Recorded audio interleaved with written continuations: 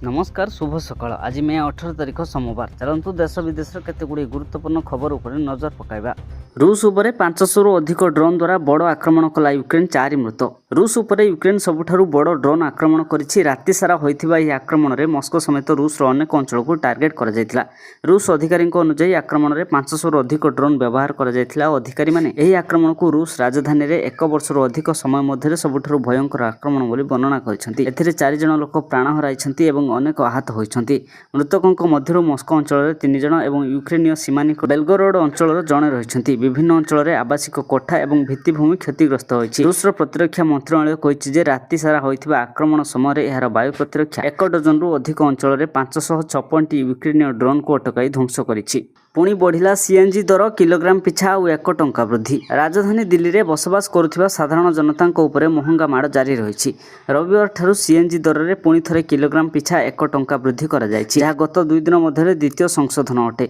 यह वृद्धि पर दिल्लीर सीएनजी मूल्य प्रति किलोग्राम 80 टंका 9 पैसा होइथिबा बेले नोएडा और गाजियाबाद में ग्राहक मानकु प्रति किलोग्राम 88.70 टंका गणिବାକୁ पड़िबो। एहा पूर्व गत मे 15 तारिख में सीएनजी दर में किलोग्राम पिछा 2 टंका वृद्धि करा जायथिला, जहा एबे ऑटो टैक्सी और व्यक्तिगत गाड़ी चालकों पकेट उपरे चाप बढ़ाई देछि। रूस तेल उपरे रिहाती शेष अस्थायी छाड़ को वृद्धि करने को मना कले ट्रंप। हर्मुज संकट मध्य अमेरिका राष्ट्रपति डोनाल्ड ट्रंप को एक बड़ निष्पत्ति विश्व तैल बजार में अस्थिरता सृष्टि करिछि।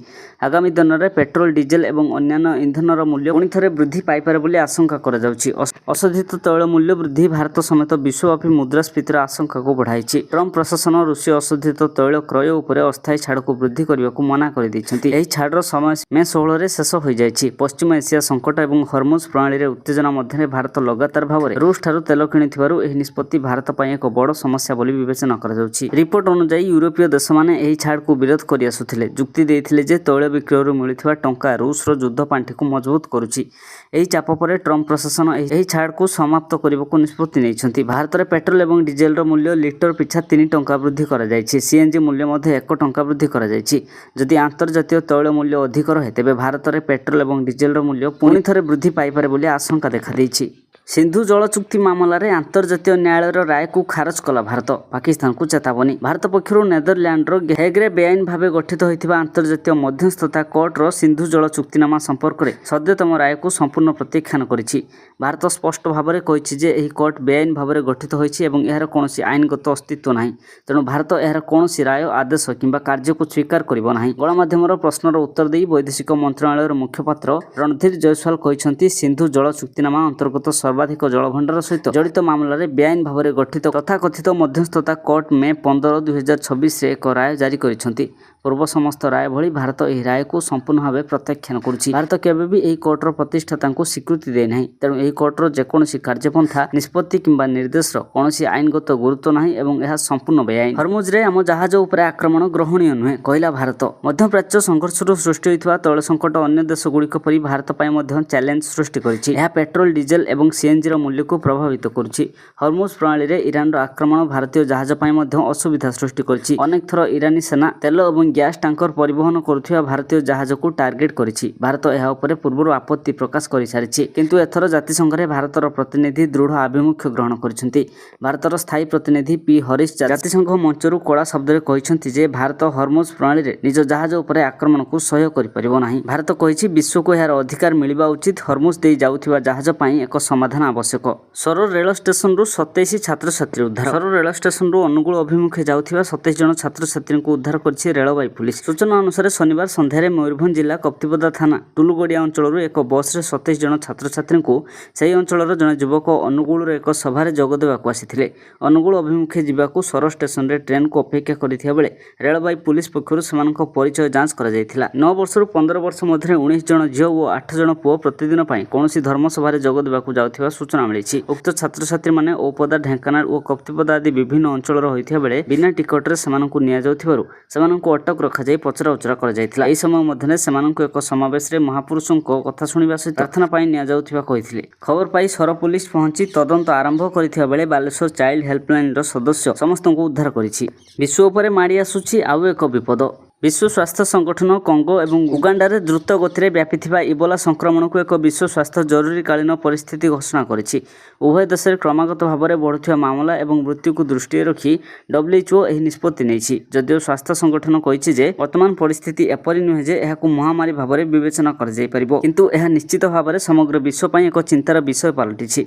रिपोर्ट अनुसार कंगोर इटुरी प्रदेश परिस्थिति सबुठारु खराब बोली रिपोर्ट करा जायछि। बुनियारो पारा और मंगोबवालु भली अंचल एपर्यंत प्राय 80 जनकर मृत्यु संदेहजनक बोली रिपोर्ट करा जायछि। सहित अनेक लोकों मध्य संक्रमणर लक्षण देखा जायछि, जहा मध्यरु किछि लोकों नमूना लैब परीक्षा द्वारा पॉजिटिव आसीछि, सेमाने आक्रांत बोली निश्चित होइछि। अधिक चिंतार विषय होछि जे स्वास्थ्य सेवा कर्मी माने मध्य एही भाइरस द्वारा प्रभावित हेउछन्ति। एपर्यंत 4 जन स्वास्थ्य सेवा कर्मचारी मृत्यु होइछि। रूपा आमदानी उपरे कटकणा। केंद्र सरकार रूपा आमदानी उपरे शनिवार कटकणा लागू करिसेंति, कारण मूल्यवान धातव आमदानी को नियंत्रण करिबा एवं देशर बाह्य क्षेत्र उपरे चाप ह्रास करिबा पई सरकार एभली प्रयास जारी रखिसेंति। एक विज्ञप्ति रे वैदेशिक वाणिज्य महानिर्देशालय कहिसेंति जे रूपा सहित रूपा मिश्रित सोना एवं प्लाटिनम पई आमदानी नीति को मुक्त परिवर्ते प्रतिबंधित पर्याय रे शामिल करा जायछि। प्रतिबंधित वर्ग रे रखा जायतिबा सामग्री रो एबे आमदानी पई सरकारी लाइसेंस आवश्यक हेबो। संप्रति केंद्र सरकार मूल्यवान धातव पदार्थर आमदानी उपरे तीक्ष्ण नजर रखिबा सह नियंत्रण उपरे गुरुत्व देउछन्ति।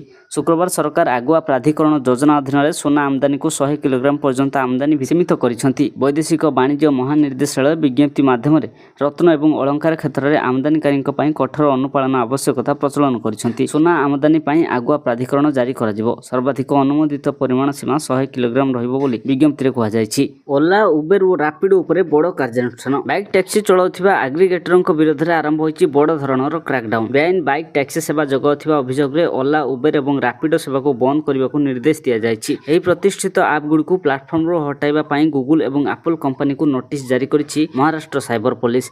महाराष्ट्र परिवहन मंत्री प्रताप सरनायकଙ୍କ अनुरोध क्रमे साइबर विभाग एही कार्यानुष्ठान ग्रहण करिछि। आईटी एक्टर सेक्शन 79(3)(b) अधीन रे जारी होइथिबा एही नोटिस रे दर्शा जायछि जे एही कंपनी गुड़िक बिना अनुमति और लाइसेंस रे बाइक टैक्सी सेवा जगाउछन्ति। एहा सहित यात्रीक सुरक्षा व्यवस्था अति निम्न मानर रहिछि। ड्राइवरक जांच एवं बीमा सुविधा रे अति निम्न मानर रहिछि। ड्राइवरक जांच एवं बीमा सुविधा रे अनियमितता रहिछि। निकटरे एक बाइक टैक्सी दुर्घटना रे जणे महिलाक प्राणहानि घटिया पर एहाकु गुरुतर सह निया जायछि।